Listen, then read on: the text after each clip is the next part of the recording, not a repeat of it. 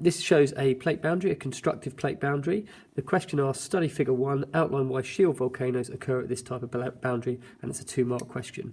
What you need to show here is the convection currents in the mantle, the molten part of the Earth's core, moving in opposite directions, causing the lithosphere, which is the crustal part, to be dragged sideways in opposite direction.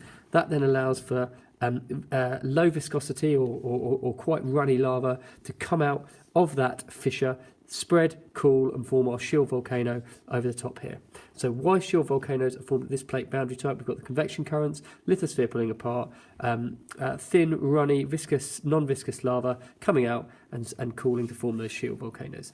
Okay, second question says describe the layered structure of the Earth's interior. Well, I've actually given you a huge clue here because they've already given you the lithosphere and the asthenosphere, and they've also shown you really that we've got some movement going on there with the magma coming to the surface. So to get this, we need to be talking about the 4 layers of the Earth. We'd start with the lithosphere. Again, you're trying to put in as many keywords as possible.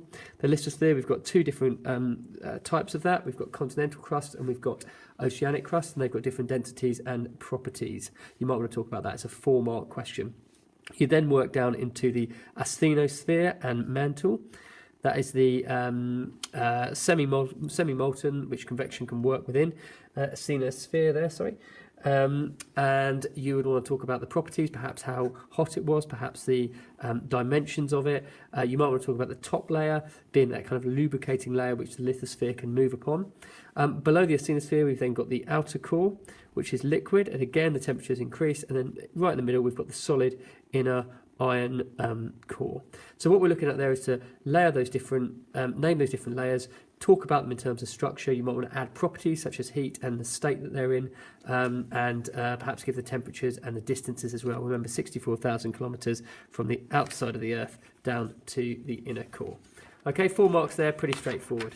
Next one, compare the primary impacts of earthquakes at 2 locations. Well, remember, this is the primary impact, so these are the things that happen straight away, and it's asking you for 2 separate locations to compare. So all you've got to do is show the different primary impacts at different locations. So this is not asking you for causes, this is not asking you for responses, just literally what happened at 2 different locations for 6 marks. So the 2 obvious ones that certainly my group have studied are Haiti and L'Aquila in Italy for your LEDC and your MEDC respectively. And what we're looking at doing there is we're just going to get the major primary features down. So we're going to be talking about the deaths, we're going to be talking about the collapsed buildings, we're going to be talking about the homelessness. We're going to be talking about all those features which are going to lead to the huge death toll that we saw in Haiti and the lesser death toll in L'Aquila. We might also talk about things like the infrastructure that's been damaged. We might talk about the landslides and the fires that were triggered as a result of that. But what we were not going to be talking about is the longer term or the secondary impacts, things like food shortages, refugee crises. We're not going to be talking about the international aid efforts, all of those kind of response or secondary events associated with the earthquake. So know your case studies, 2 to get, Haiti, L'Aquila,